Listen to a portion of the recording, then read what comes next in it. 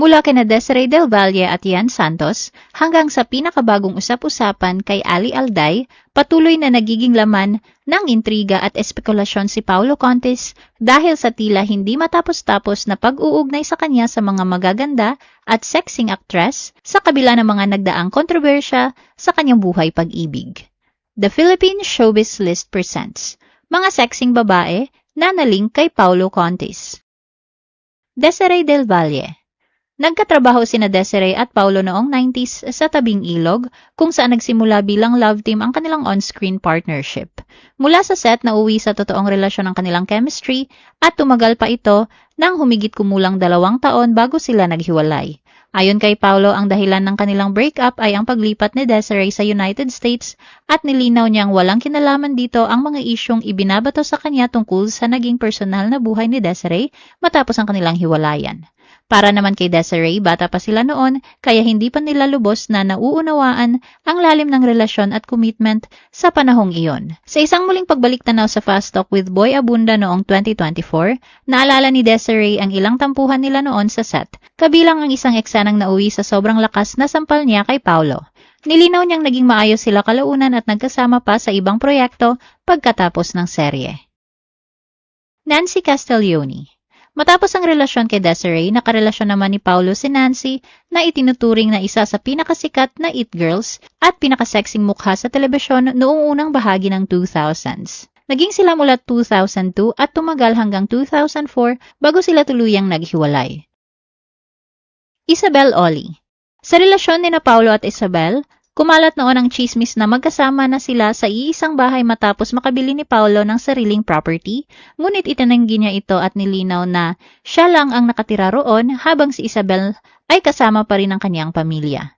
Naging seryoso ang kanilang relasyon at nauwi pa sa engagement nang bigyan ni Paulo si Isabel ng singsing noong kaarawan niya noong October 20, 2008. Pero makalipas ang ilang linggo, ibinalik ni Isabel ang singsing at sinabing hindi na maayos ang kanilang relasyon at hindi siya handang magpakasal sa ganoong sitwasyon, kaya nauwi rin ito sa hiwalayan.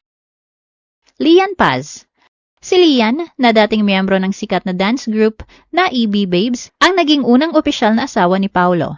Nagsimula ang kanilang relasyon noong 2008 at sila ay biniyayaan ng 2 anak na babae. Naghiwalay ang dalawa noong 2013 sa iba't ibang personal na issue. Sa kabila ng mga naging alitan sa sustento at legal na usapin noon, kamakailan ay nagkaroon ng maayos na reunion si Paulo sa kanyang mga anak kay Lian. LJ Reyes. Nagsimula ang relasyon ni Paulo at LJ noong 2015 na tumagal ng 6 na taon at nagbunga ng isang anak, si Summer Ayana. Gayunpaman, nauwi ito sa isang kontrobersyal na hiwalayan noong 2021 matapos aminin ni Paulo ang kanyang pagkukulang at pagkakaroon ng third party. Kasunod ng hiwalayan, lumipad si LJ patungong New York City kasama ang kanyang mga anak upang magsimula ng bagong buhay. Ian Santos. Ang relasyon ni Paulo kay Ian ay nagsimula sa gitna ng kontrobersya noong 2021 matapos silang mamataang magkasama sa Baguio pagkatapos ng hiwalayan ni Paulo at LJ, kung saan sumikat ang palusot ni Paulo na isinama niya lang si Ian doon as a friend. Sila ay nagkamabutihan sa pelikulang A Faraway Land. January 2023 nang formal na aminin ni Paulo na magkasintahan na sila at pinili nilang magkaroon ng isang tahimik na relasyon dahil sa matinding pambabatikos ng publiko.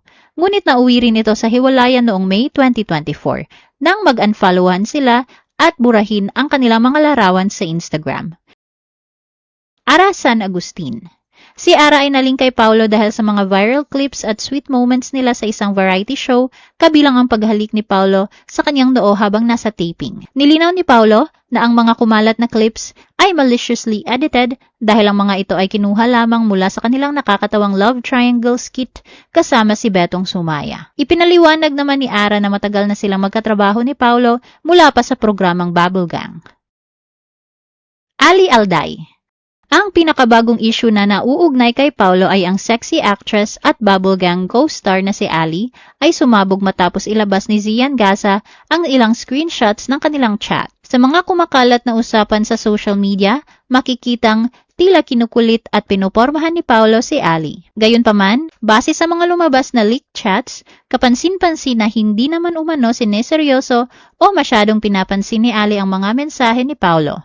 Dahil dito, muling naging tampulan ng matinding pambabatikos ng mga netizen si Paulo dahil sa tila hindi pa rin ito pagtigil sa paghahabol sa mga magaganda at sexing aktres sa kabila ng mga nagdaang kontrobersya sa kanyang buhay pag-ibig.